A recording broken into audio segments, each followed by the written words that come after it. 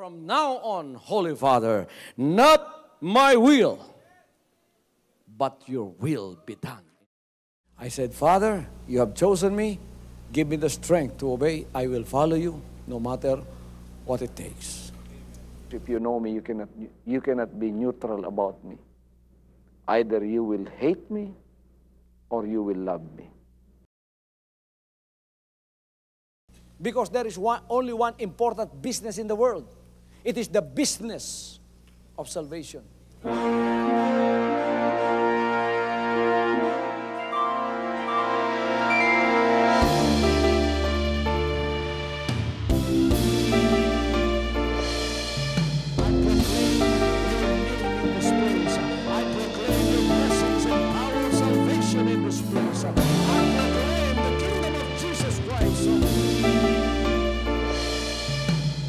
As I am concerned, and as far as the work of God is concerned, we have reached the end. Last September 13, 2003. When you find God, you find His love. Because God is love. Ganon ang pag-ibig ng Panginoon. Walang katapusan na yan ay bumabalik-balik sa atin. If you want to receive, you have to give. Receive it by faith and say, Lord, I will touch up. Because the game plan of God was to save us from seeing through the power of love. He has completed. His salvation works in the Spirit. After April 13th, the door is open for everyone to come. The salvation works of the Father is now completed in me. Salvation is here.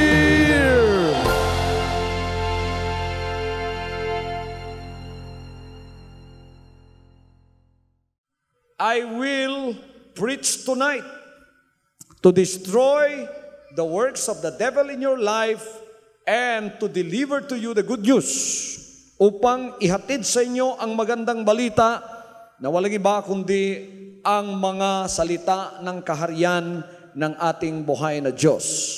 Sinabi ng Panginoon dito, and He spake a parable unto them to this end, that men ought always to pray and not to faint, saying, there was in a city a judge which feared not God, neither regarded man.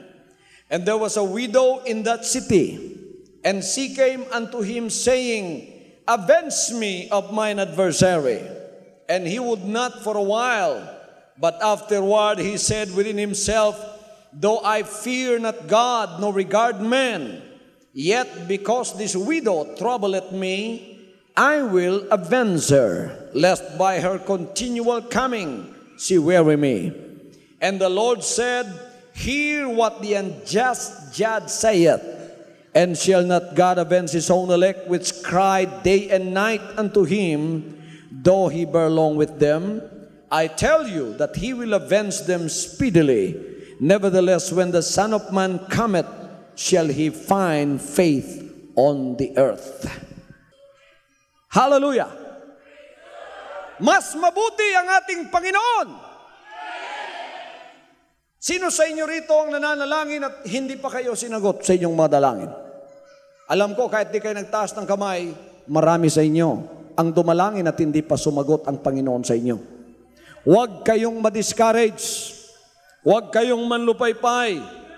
Kailangan magkaroon ng pananampalataya at alamin ninyo kung ano ang ginagawa ng Panginoon. Alam ninyo kung anong ginagawa ng Panginoon. Sa pananampalataya, kailangan alam ninyo kung ano ang nangyayari. Pagka dumalangin ka, ang dalangin mo dinadala sa harapan ng buhay na Diyos. Ngunit dito sa bandang kalawakan, dito sa kalagitnaan ng mundo at ng langit, tinatawag na stratosphere. The atmosphere and the stratosphere, nasa kalawakan na yan, merong maraming masasamang espiritu na nagbabantay sa mga taong nakatira sa bawat syudad. devil's organization is like the organization of a well-organized army. Hindi mo lang nakikita.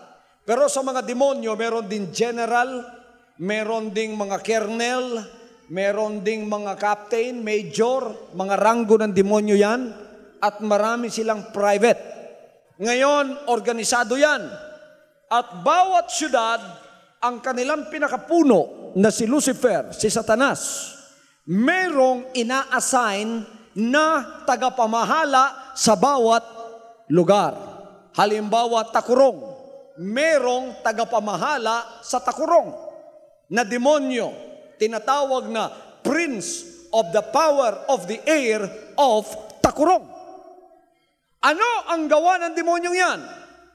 That demon sees to it that he obeys the commandment of Lucifer to him. Ano ang utos ni Lucifer sa mga demonyong kanyang ipinapadala? They see to it that darkness abounds in that place or in that city. Kailangan mapanatili nila ang kadiliman. Ano ang kadiliman? Ang kadiliman, walang iba kundi ang kasalanan.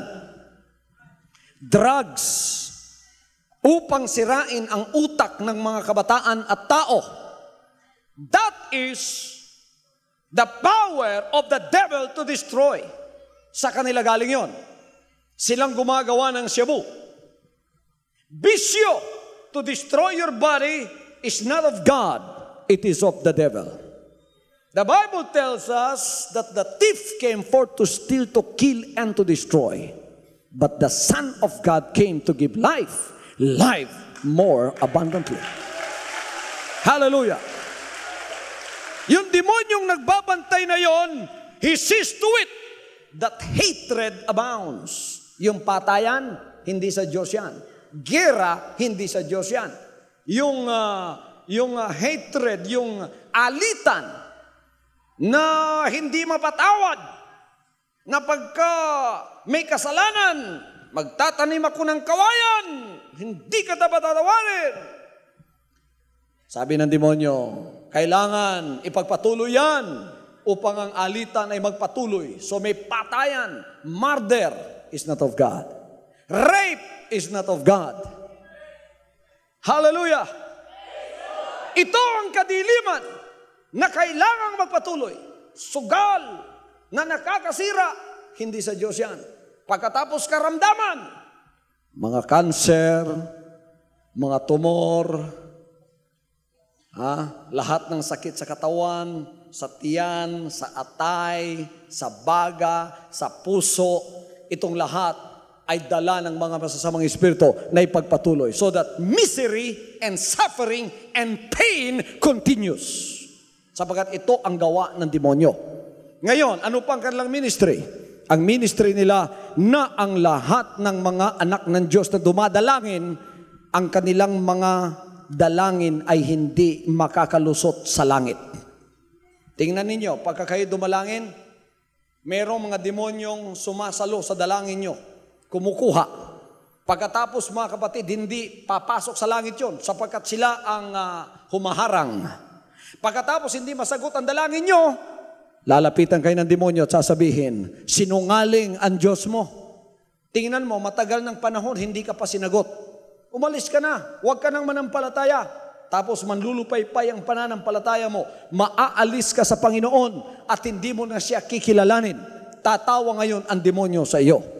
Ngayong gabing ito, I want to open your eyes to some spiritual fact that I would like to reveal to you. So you will know what's happening. When you pray, your prayer ascends to heaven right away. Si Daniel, sa Daniel, the book of Daniel, dumalangin siya. Pagdalangin niya, sa araw na yon, sabi ng banal na kasulatan, pumailan lang ang kanyang mga dalangin sa harap ng Diyos. Pagkatapos mga kapatid na pumailan lang, sabi ng Diyos, magpapadala ko ng anghel. Alam niyo nagdadala ng kasagutan mga anghel? Anghel. Ang lahat mo sabing anghel. Alam niyo mga anghel, mga manulunda, mga manugtunda, ang nagdadala ng ating mga dalangin. When God wants to heal you, He sends an angel of healing to you. Ngayon, ang sagot, dala-dala ng anghel.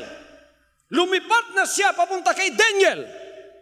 But the Bible tells us in the book of Daniel that the prince of the power of Persia, yung prinsipe ng kahanginan sa Persia, dumating. Hinarang ang anghel na nagdadala ng sagot para kay Daniel.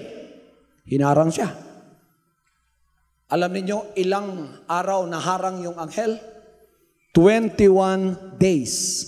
21 araw. Nakipaghamok siya doon sa kalawakan. Hindi alam ni Daniel yon. Ngunit si Daniel hindi na-discourage. 21 days, naghintay si Daniel. Hinintay niya.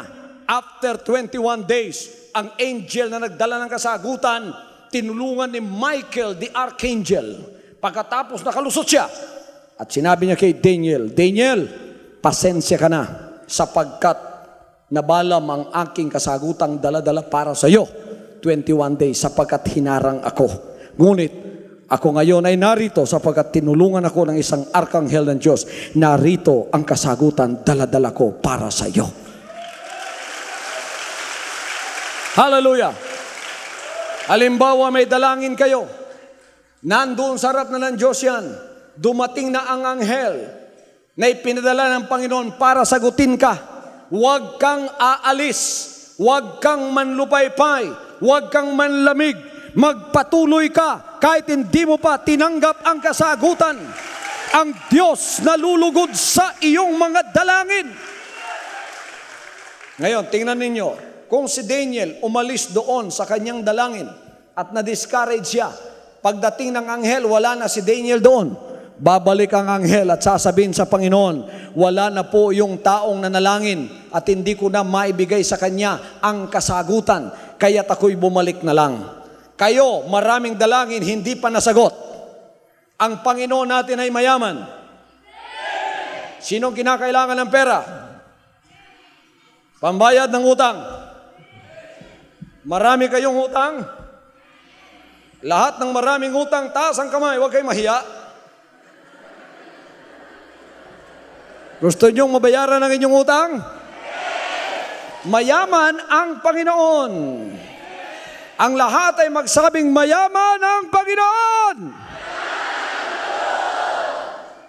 Humingi ka sa Kanya at ikaw ay Kanyang bibigyan.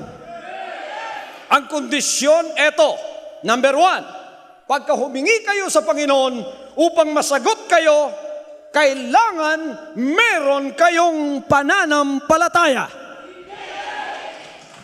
Ang lahat ay magsabing pananampalataya. Ano ang pananampalataya? Ang pananampalataya ay paniniwala sa mga sinabi ng Panginoon kahit ano pa ang mangyari. Believe God for everything that He said,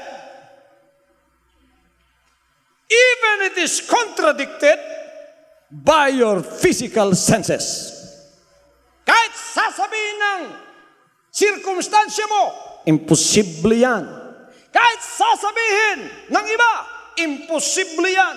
Kahit sasabihin ng iba, wala ka ng pag-asa. Pagka sinabi ng Panginoon, paggagalingin kita, paggagalingin ka ng Panginoon. Hallelujah! Sino ang nananampalataya na siya'y pagagalingin ng Panginoon ngayong gabing ito? Hindi sinabi ng doktor yan. Sabi ng doktor sa'yo, wala ka ng pag-asa day. Wa na kay pag-asa dong. Wala ka ng pag-asa. Sabi ng doktor. Sabi ni Jesus Christ, pumunta ka sa concert crusade na ito, manampalataya ka. Paglabas mo after 2 hours, wala ka ng karamdaman pa. Hallelujah! Hallelujah! Faith is taking God at His word. Kaya sabi ng banal na kasulatan, faith is the substance of things hoped for, the evidence of things not seen. Ebidensya ng mga bagay na hindi nakikita. Sino na ang nakakita sa langit? Taas ang kamay. Sinong naniniwalang may langit? Sinong nakakita sa Diyos? Sinong naniniwalang may Diyos? Sinong nakakita ng hangin? Sinong naniniwalang may hangin? Sinong nakakita ng impyerno? Sinong naniniwalang may impyerno? Bakit naniniwala tayo sa mga bagay na hindi natin nakita? Sapagkat sinabi ng Panginoon. At alam natin ang Panginoon ay hindi sinungaling. Sinabi ng iba kung ano raw ang kanilang nakikita, yun lang ang kanilang paniniwalaan. Sino na ang nakakita sa kanyang utak? Wala. Kung susundin natin ang filosofiya ng iba na hindi ko paniniwalaan ang hindi ko nakikita, hindi ko nakita ang aking utak, wala akong utak.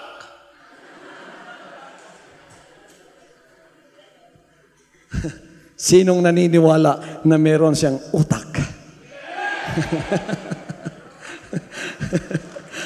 Hallelujah! Hallelujah! Evidence of things not seen. Ebidensya ng mga bagay na hindi nakikita. Pananampalataya. Hallelujah! Pagka may pananampalataya ka, parang nakita mo na ang ibig sabihin. Sulatan. Sinong nangangailangan ng 1 milyon? Nakita na ninyo?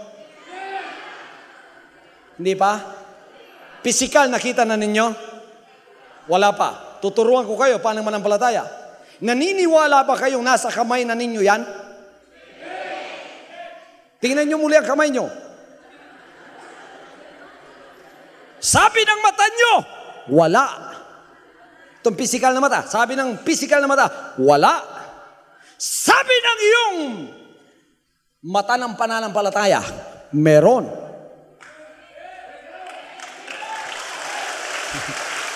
Hallelujah.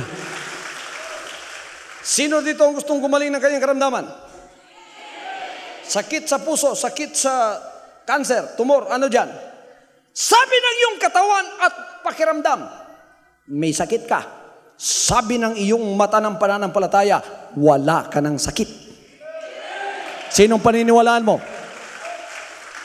Ebidensya ng mga bagay na hindi nakikita.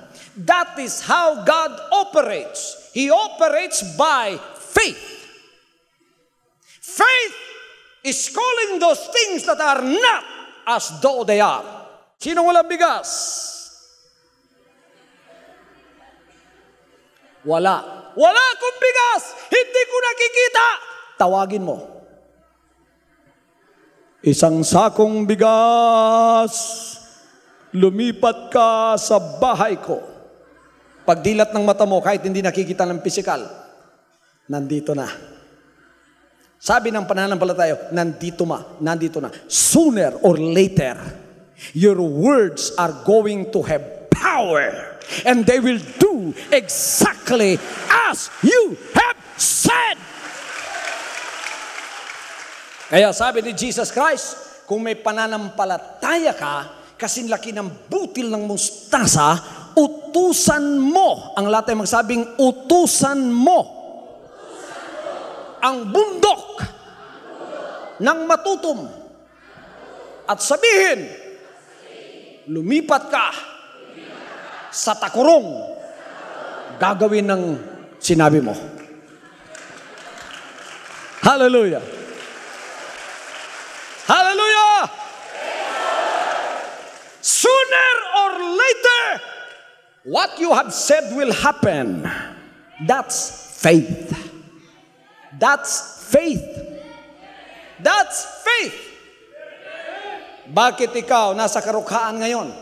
Kasi nung nasa kasaganaan ka pa, naniwala ka na sa puso mo na darating din ang panahon, magiging dukha ka. Kaya natatakot ka. Darating ang panahon na kinatatakutan ko. Baka ako'y mamulubi. Dumating nga sapagkat sinabi mo na. Ngayon ikaw nasa pangangailangan, sabihin mo ang mga bagay na kailangan mo. Sabihin mo, darating ang araw na ako'y pagpapalain ng pagpapala na ibubuhos ng Panginoon na walang sukat na lugar na kalalagyan. Jesus Christ, the Word of God says, I will pour out a blessing. There shall not be room enough to receive it. Wala nang lugar na kalalagyan. Sino ang naniniwala na tatanggap siya ng pagpapala na walang silid na kalalagyan? Hindi pa ninyo nakikita yon, pero naniniwala na kayo. Kaya pag uwi sa bahay nyo, palakihin ninyo ang mga kwarto ng bahay nyo.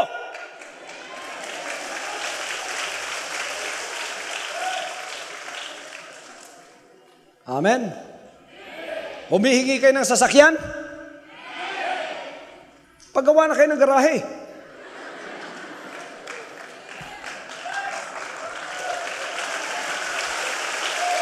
Hallelujah! Merong bagong asawa sila. Bago lang nag-asawa. Kinabukasan, nagpagawa na ng kuna. Bumili na ng mga lampin. Sabi ko, bakit bumili kayo lampin? May mga kuna na, may mga damit na ng bata. Hindi pa nyo kikita ang anak nyo. Naniniwala kami, pastor, na yan ay darating. 3 buwan, 4 na buwan, 5 buwan, dumarating na nga. Sabi ko, nakita mo na ba? Hindi pa, pero ako'y naniniwala. Bakit? Sapagkat may pananampalataya sila. Dumating ang panahon, kahit di pa na nakikita, naghahanda na sila. Hallelujah! Hallelujah! Gusto kayo magkabahay? Magpagawa na kayo ng plano.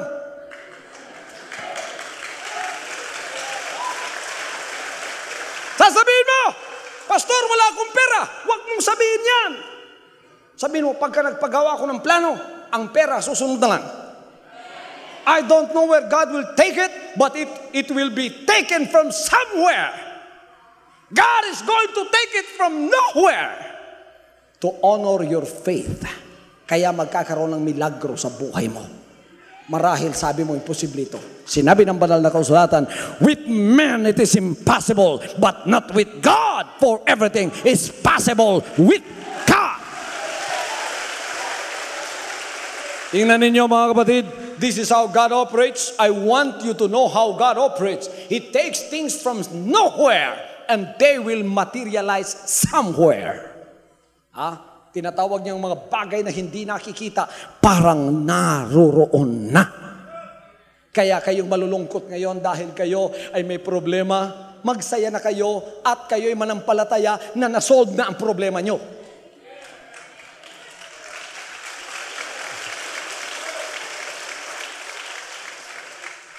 Halimbawa, totoo mga kapatid, totoo na, yung 1 million nasa kamay mo na ngayon, anong magiging reaksyon mo? Ano? Masaya? Masaya, di ba? Ngayon, pwede nang mapa sa kamay mo yan kahit hindi mo pa nakikita sa pamamagitan ng pananampalataya. Kaya alisin mo ng kalungkutan, tawagin mo na yung bagay na hindi nakikita na parang nandoon na, magsaya ka na. Pagka nagsaya ka, ebidensya na yon na iyon tinanggap ang bagay na yung hiningi. Ebidensya na yon na tinanggap mo na yung bagay na hiningi mo mula sa Kanya. Pagpalain kayo ng Panginoon. Hallelujah! Hallelujah! The Lord operates through the Word. It is through the Word that faith moves. Faith cometh by hearing, and hearing by the words of God. Ito ang tagagawa ng ating pananampalataya, salita ng Diyos. Kaya wag na kayong magbasa ng comics, hindi lalago ang pananampalataya ninyo riyan. Huwag na kayong manood ng bold. Hindi lalago ang pananampalataya nyo riyan. Magbasa kayo ng Word of God, makinig kayo ng power line, makinig kayo ng hour of truth. Ang pananampalataya nyo ay lalago. Pagka may pananampalataya ka na, maaabot mo na ang Panginoon, mangyayari na ang mga milagro sa buhay mo. Hallelujah! Mauutusan mo na ang bagay na ayaw mo, aalis sa iyo. Sino ang gusto ng cancer? Ayaw nyo? Sino ang ayaw ng karamdaman? Pero nasa katawan nyo ngayon. Anong gagawin nyo? Utusan lang. Hoy, cancer, ayaw ko sa iyo, umalis ka sa katawan ko. Ngayon din. Ngayon, pag-uwi mo, uy, sakit mangyapon. Huwag mo nang paniwalaan yon. Manampalataya ka na inalis na yan. Pagkasunod araw, sakit mangyapon. Sunod araw, sakit mangyapon. Pero yung pananampalataya mo, hindi nang lupaypay. Maniniwala ko sa pananampalataya na ito'y inalis na ng Panginoon. Pagkalimang araw, uy, wa naman. Wa na gyud. Tapos, magtataka yung kaibigan mo. Sasabihin niya, oh, straight ka naman lumakad ngayon. Bakit? Anong nangyari? Pinagaling na ako ng Panginoon. Nanampalataya ako sa Kanya. Pinagaling na niya. Pinaalis ko ang bagay na ayaw ko. Ito ay sumunod dahil ako ay nanampalataya sa Kanya. Sinong nananampalataya na hindi makalakad? Ngayong gabing ito, bago matapos ang service, tatakbo na siya.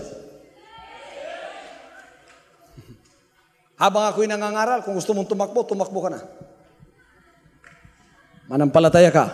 Sabi ng Panginoon, according to your faith, it shall be done unto you. Hindi lang pala basta pananampalataya, kundi pananampalatayang hindi na-discourage. Lahat ay magsabing pananampalatayang hindi na-discourage. Kumatok itong babae. Judge! Tulungan mo ako! Sabi ng judge, samok. Disturbo ka sa buhay ko. Martes, judge, tulungan mo ako. Disturbo ka nga. Merkules, judge! Huwebes, judge! Sabi ng judge, mamatay ta sa konsumisyon ani. Hindi talaga hihinto ang babaeng ito. Mabuti pa, tulungan ko na.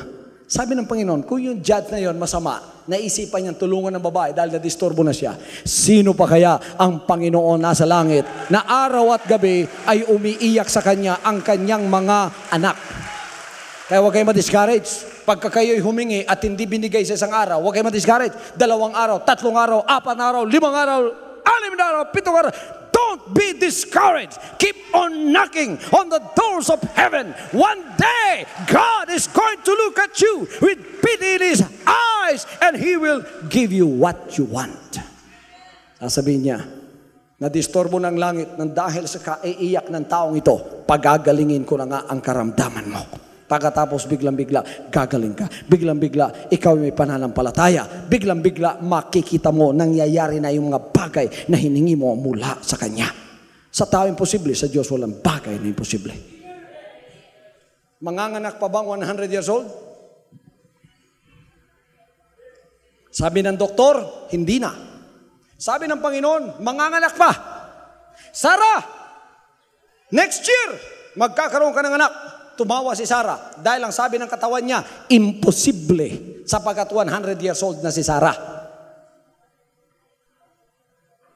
Sinong 100 years old dito?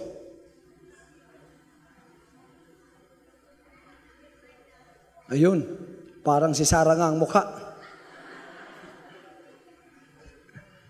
Tumawa si Sarah. Bakit? Sabi ng kanyang katawan, imposible. Sabi ng kanyang mata, imposible. Sabi ng kanyang mga kamay, imposible. Ngunit sinabi ng Panginoon, pagka siya nagsalita, walang bagay na imposible. Next year, the same time, the same day, the same year, next year. Dumating ang isang taon, si Sarah ay nanganak ng isang batang lalaki, ang pangalan ay Isaac. Natupad ang lahat ng sinabi ng ating Panginoon. Luke chapter 5. Si Pedro, nangingisdat na mamalakaya, alambat nila inuhulog, araw at gabi, walang nakuha. Sabi ng Panginoon sa kinaumagahan, Pedro, pumalaot ka ng konti, ilaglag mo yung lambat mo. Sabi ni Pedro, Lord, our circumstances and situation tells us there's no fish in this area. We have fished and toiled all night. Kami ay mga veteranong fishermen. Wala kaming nakita dito. Walang isda dito. Sabi ng experience namin, walang isda dito. Sabi ng katawan namin, walang isda dito. Sabi ng utak namin, walang isda dito. Sabi ng mata namin, walang isda dito. Ngunit dahil sinabi mo, ang lahat ay magsabing, ngunit dahil sinabi mo,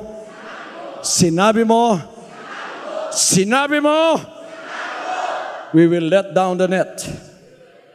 Hinulog. Pagkatapos mga kapatid, hinugot. Ilan? 153 na bariles ang kanilang nakuha. Nagkabutas-butas ang kanilang lambat. Ganyan kamakapangyarihan ang salita ng Diyos pagka ating pinaniwalaan sa ating buhay. Kaya huwag kayong mawalan ng pag-asa sapagkat ang pananampalataya ay may pag-asa. Bakit may pag-asa? You don't know when the Lord will answer you. That's why it is sooner or later. But the hope is there. Faith is the substance of things hoped for. Pagka mayroon kang hope, yun ang substance ng hinihingi mo. Isang araw, mapapasayo na. Pananampalataya. Mahalaga yan. Pangalawa, para matanggap ninyo ang inyong mga pangangailangan sa Diyos, huwag kayong ma-discourage. Pangatlo, huwag manlupaypay. Pangatlo, kailangan purihin ninyo ang Panginoon. Hallelujah! Ang pagpupuri sa Diyos ay makapangyarihan. Yung amen ninyo, pagka sinabi ninyong, Amen! Alam ninyo kung gaano kalayo tumitilapon ng demonyo? This is true because there was one account of a Nigerian, taga Nigeria. Ito ay kinuha na maging secret agent ni Satanas. Binigyan siya ng kapangyarihan na pwede siyang lumipad. Binigyan siya ng kapangyarihan na pwede siyang mabuhay sa ilalim ng tubig. At dinala siya sa headquarters ng mga demonyo sa Dahil, India. Pinainom siya ng dugo ng isang taong walang ulo. Binigyan siya ng kapangyarihan. At ano ang sinabi niya? Nakita niya ang ilang sekreto ni Satanas doon sa kanilang headquarters sa Dahil, India. Ano ang isa sa nakita niya? Sabi niya, ang mga praising ng mga anak ng Diyos, kahit saan sila, Amerika, Pilipinas, Canada, pagka sila'y nagpe-praising, malakas na lindol, kulog at kidlat yan sa headquarters ng demonyo doon sa kanilang pinagtitipunan sa Dahil, India. Biro ninyo, pagka sumigaw pala kayo ng malakas na, Amen! Parang kinanyo ng demonyo doon sa kanilang headquarters, tumitilapon. Kaya, sa ang lugar na malakas ang mga pagpupuri, hindi mapasukan ng demonyo. Hindi sila makaporma na makapasok upang manlupaypay ang pananampalataya nyo. Kaya ang demonyo pagka nakapasok sa isang paglilingkod, ang unang kinukuha ay yung lengguwahe ng inyong pananampalataya. You know, language has a faith. Faith has a language. And the language of faith is praise and worship. Ang lahat ay magsabing, the language of faith is praise and worship. Ang unang kukunin niya sa iyo at nanakawin yung pagpupuri mo. Alam niyo kung anong sikreto niyan sa Espiritu, sinasabi, God dwelleth in the midst of the praises of His people. Naninirahan ng Diyos sa kalagitnaan ng pagpupuri ng Kanyang bayan. Isang araw, pumasok siya sa Jerusalem. Ang ingay ng mga tao, Hosanna! Hallelujah! To the name of the Lord! Sabi ng mga Pariseo na hindi sanay sa malakas na pagpupuri, sabi ng Panginoon, pahintuin mo nga ang mga disipulo mo, ang ingay-ingay nila. Sabi ng Panginoon, kung pahihintuin ko sila, alam ninyo kung sinong sisigaw ng papuri sa akin? Itong mga bato na nasa gilid ng daan, sisigaw sila at sila ang pupuri sa akin. Mga anak ng Diyos, kailangan hindi mawawala ang papuri sa inyong mga bibig, sapagkat yan ay tanda ng inyong katagumpayan. Purihin mo ang Panginoon. Bawat praise the Lord, may pagpapala na dadaloy sa buhay mo. Bawat hallelujah, bawat amen, bawat clap offering, yan ay mayroong malaking pagpapala na tatanggapin mula sa Kanya. Hallelujah. Lahat ay magsabing praise the Lord. Praise the Lord. Hindi ko narinig. Ano kaya nangyayari sa headquarters ng demonyo ngayon? Tumitilapon silang lahat. Itong lahat ay nangyayari sa spirit world. Hindi nakikita ng inyong mga mata. Ngunit ito ay katotohanang nangyayari. Kaya pagka kayo ay lumabas dito, matagumpay ang inyong mga damdamin at malakas ang inyong pananampalataya dahil lumilinis kayo sa mga masasamang espiritu na kung minsan ay nakasakay sa mga balikat nyo, hindi lang nyo nakikita. Kaya kung minsan sabi nyo, bakit ang bigat ng aking buhay ngayon? Bakit ako'y puno ng depression ngayon? Bakit ako'y puno ng kaguluhan ngayon? Those are the works of the devil in your life. When you are sanctified by the words of God, itong mga masasamang espiritu nagpapabigat sa iyo, aalis yan. Pagkatapos papasok sa iyo, yung mga pagpupuri, magiging clear ang pag-iisip mo. Ang lahat ng kabigatan maaalis. Ang depression will be lifted up.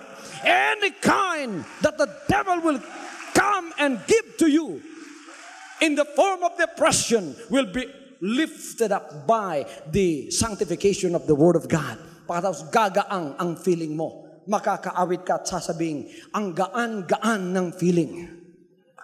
Bakit? Sapagkat ang Diyos na ang nasa sa iyo. Pagka nasa sa iyo ang Diyos, pagka tumawag ka sa Kanya, anumang oras, ang Kanyang kapangyarihan ay bababa at ikaw ay pagpapalain. Hallelujah! Hallelujah!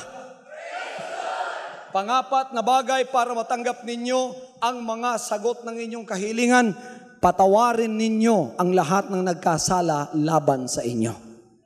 Open your hearts. Let hatred go. Let emulation go. Kung meron kang sama ng loob, kung meron kang inis, kung meron kang galit, kung meron kang puot, buksan mo, alisin mo sa kapwa-tao mo, patawarin mo.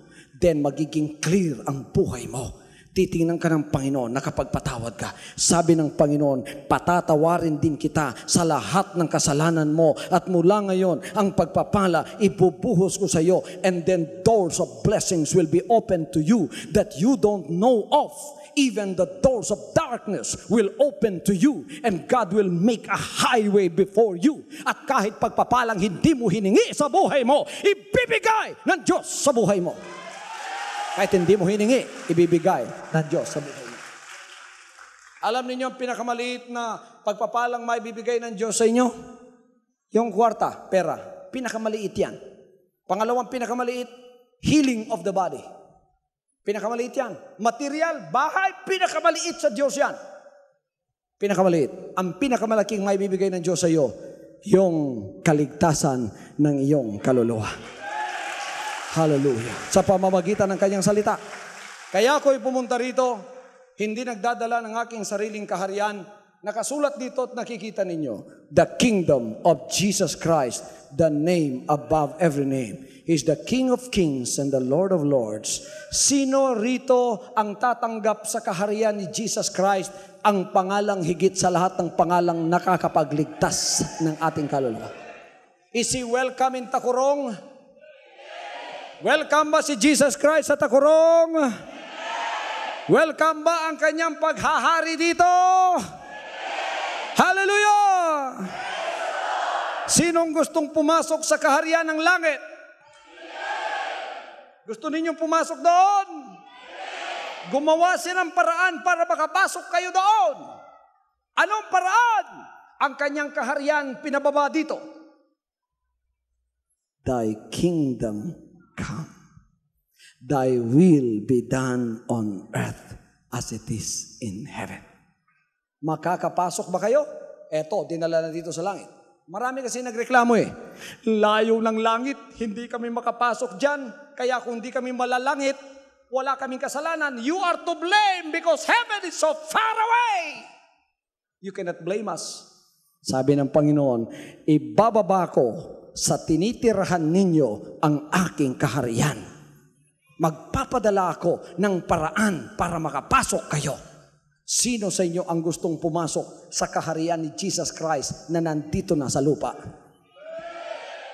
Dito kayo pinuntahan sa inyong mga lugar at binuksan ang kanyang kaharian dito. Kaya wala na kayong masasabi pang ang layo naman ng kaharian ng Diyos. Nandirito na. His kingdom has come. How did you know that His kingdom has come? Because His will is going to be done by people who have surrendered themselves unto Him.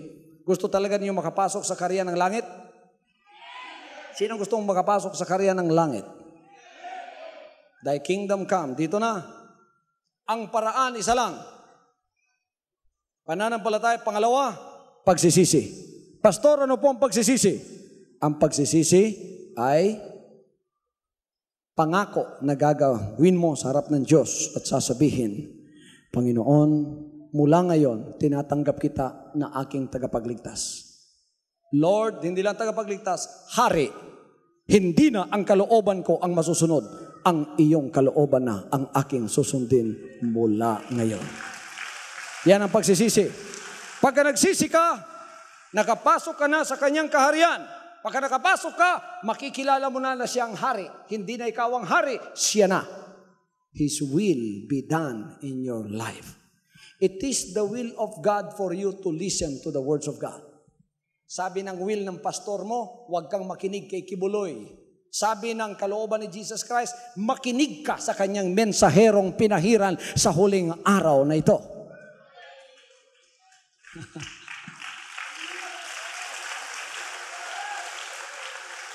Sabi ng kalooban ng Diyos, magbigay ka ng tithes. Sabi ng kalooban mo, huwag kang magbigay. Sino ngayon ang susundin mo? Kung siya na ang iyong hari, natural, si Jesus Christ ang susundin mo. Sapagkat pumasok ka na at nangako, not my will, but thine be done. Obedience is the subject that the Lord taught us when He came to earth.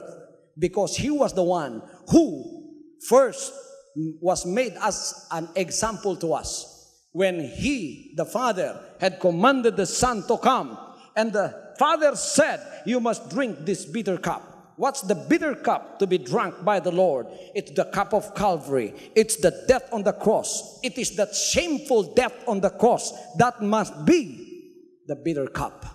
But the flesh of Jesus Christ said, let this cup pass from me. But because He knew that He was teaching us a lesson, His Spirit overwhelmed the will of the flesh. Anong sinabi niya? Not my will, but thine be done. Not my will, but thine be done. Ang lahat ay magsabing, not my will, but thine be done. Hindi na ang kalooban ko. Hindi na ang kalooban ko.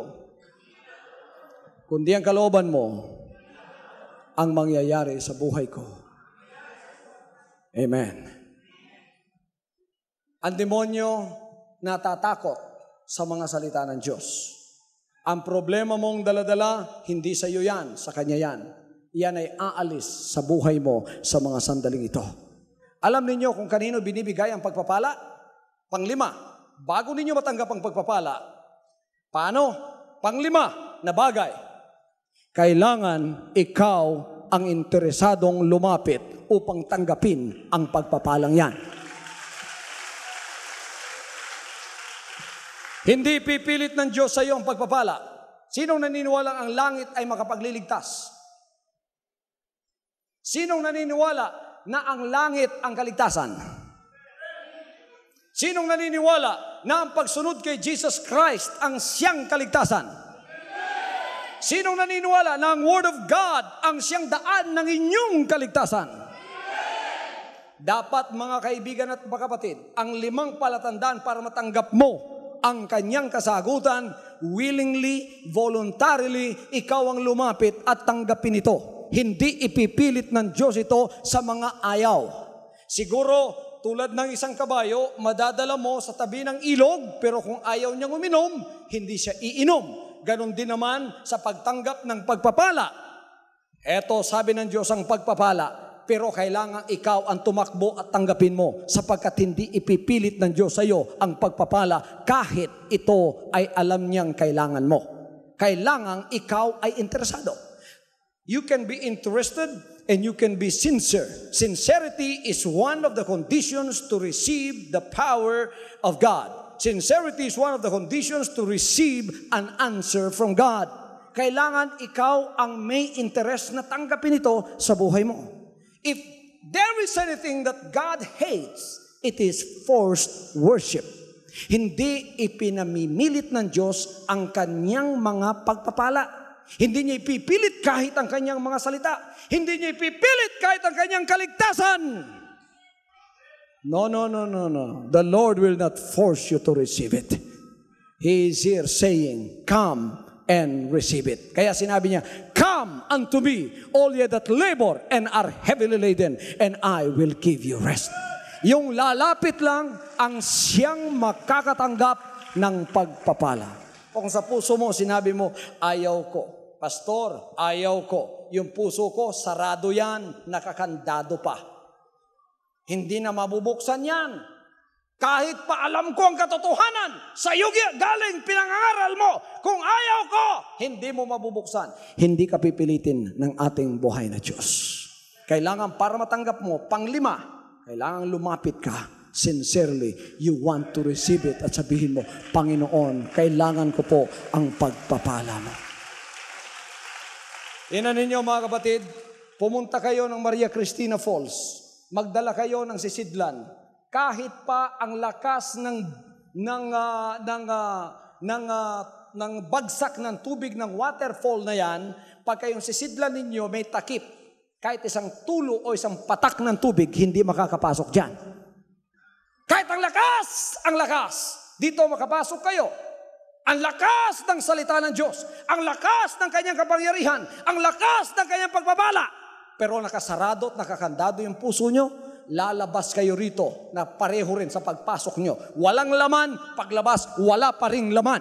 Pero pagpasok nyo rito, bukas ang puso, may pananampalataya, may interes, sincero, natatanggap ng pagpapala. Paglabas ninyo rito, punong-puno kayo ng pagpapalang nagmumula sa Kanya. You will be filled with the power of God. Yung babae, pinamilit ba sa kanya yung kaligtasan? Hindi. Yung babaeng merong sakit ng pagdurugo, 12 years of disease that this woman has in her body, the Lord did not force her to receive healing, but it was her faith that says, if I could only touch the hem of the garment of Jesus, I will be made whole. Siya ang nagsipumilit na makahawak sa damit ng ating Panginoon. Hindi ipinilit ng Panginoon sa kanya ang kanyang kagalingan. Nung nahawakan ng babae, bukas ang puso, may pananampalataya, sincero, hiningi niya. All of a sudden, ang kanyang pagdurugo ay huminto. Then Jesus Christ stopped and He said, who touched me? And the apostle said, you are asking who touched you? Look at the throngs of the multitudes of people that are following you. Everyone is touching you. But Jesus Christ said, somebody touched me because power and virtue has gone out of me. Sabi nung babae, ako yun, Panginoon. Hallelujah, ako yun. Ako yun, Panginoon. Sabi ng Panginoon, babae, huwag kang matakot. Ang pananampalataya mo ang nagpagaling sa iyo. Hallelujah! Sinong gustong tumanggap ng kaligtasan? Willingly. Sinong gustong tumanggap ng kagalingan? Willingly. Sino sa inyo ang naniniwala na matatanggap niya sa pagmagitan ng sincerity ng kanyang puso, matatanggap niya ang pagpapalang ninanais niya ngayong gabing ito? Hallelujah! Hallelujah! Ibibigay ng Panginoon yan sa lahat ng dumarating sa kanyang harapan at nagsisipumilit na tanggapin ang mga pagpapalang yan. You will not receive a blessing from the Lord if you are forced to drink of the water, if you are forced to worship Him, if you are forced to accept it. The Lord will not give it to you. Alam niya ang langit kaligtasan, pero hindi niya kakalad ka rin yung mga paa mo. Sasabihin mo, ayaw ko sa langit! Gusto ko sa impyerno! Sabi ng Panginoon, bye-bye. Diyan ka na, yan palang gusto mo. Pero pag sinabi mo, Panginoon, magsisipumilit po ako. Kailangan ko ang kaligtasan. Sincero ako tulad ni Cornelius. He was prayerful. He gave much alms to the poor. His heart was open. And then one day, an angel came. At sinabi niya, Cornelius, your prayers ascended to heaven as a memorial before God. Your prayers are ascending to heaven. Now, I want to pray for you. Your specific needs will be met tonight. Miracles of healing will come to you. Kung patay ang pananampalataya nyo, wala na kayong lakas, lalakas kayo mula ngayon. Mananagumpay kayo mula ngayon. Magkakaroon ng kolor ang buhay nyo mula ngayon.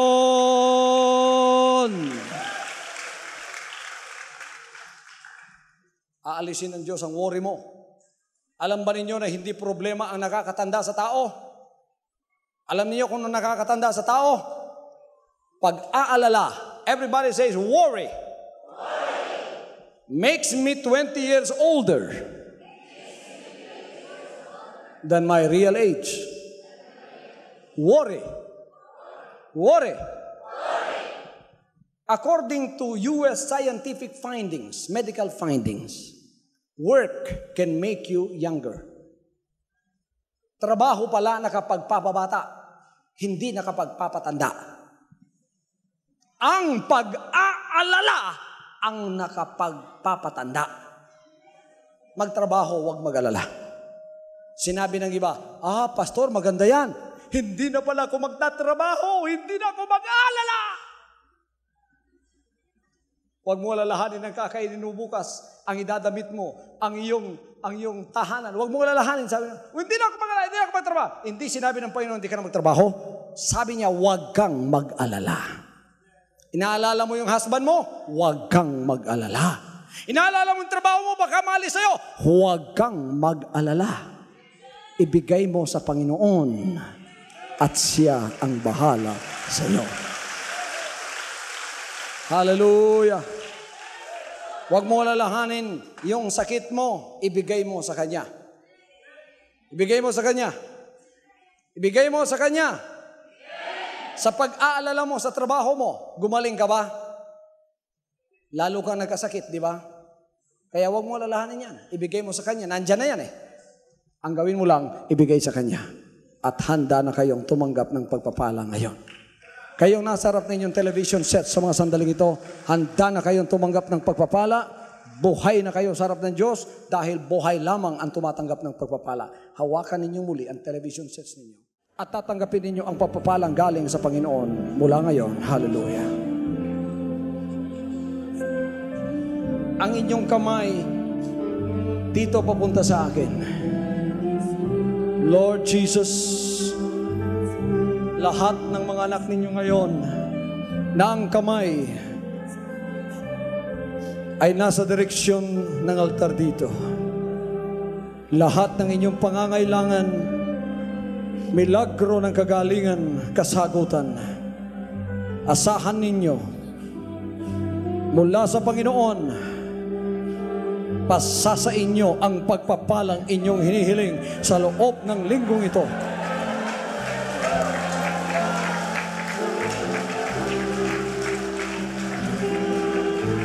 Hallelujah. Magtatagumpay ka, anak ng Diyos. Ikaw na may sakit na pumunta rito, madadama mo, magaling ka na sa mga sandaling ito. You are healed. Lakasan mo ang loob mo. Huwag kang malupaypay. Huwag kang mawala ng pag-asa. mananagumpay ka sa iyong problema na pinapasan ngayon. Hallelujah. Ama, ang lahat po ng inyong mga salita na nasa kanila ngayon, selyuhan ninyo na inyong kapangyarihan. Tinatalian ko ang mga demonyo sa inyong mga lugar. Tinatalian ko ang mga prinsipe ng mga demonyo sa inyong mga lugar. Walang haharang sa mga dalangin ninyo. Mga anghel na nagdadala ng inyong mga kasagutan, darating sa inyong mga pamamahay.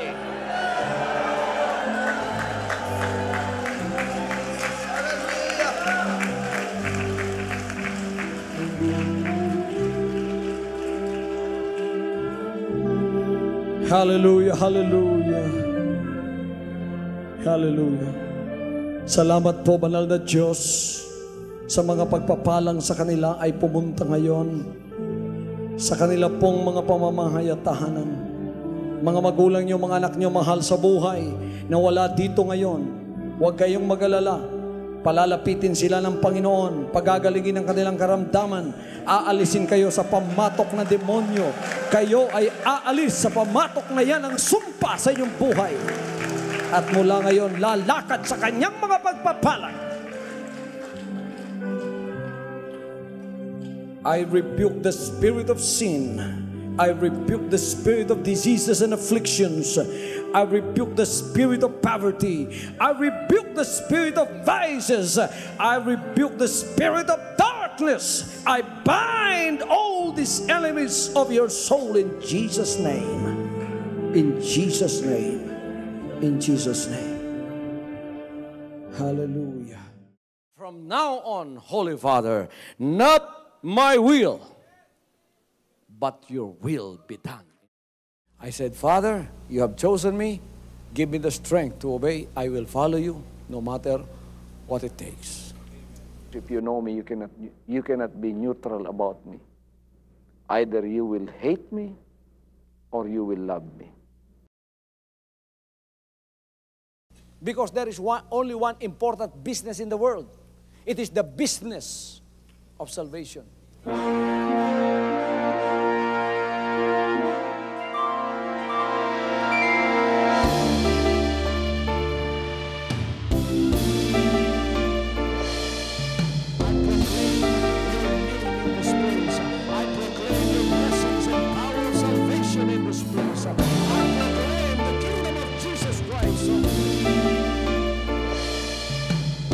As I am concerned, and as far as the work of God is concerned, we have reached the end.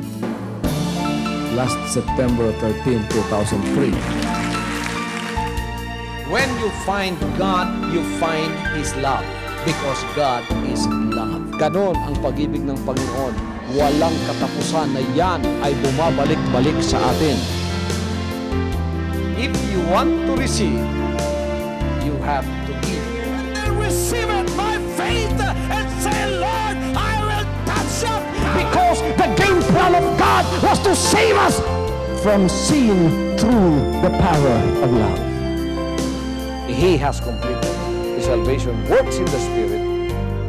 After April 13th, the door is open for everyone to come. The salvation works of the Father is now completed in me. Salvation is here.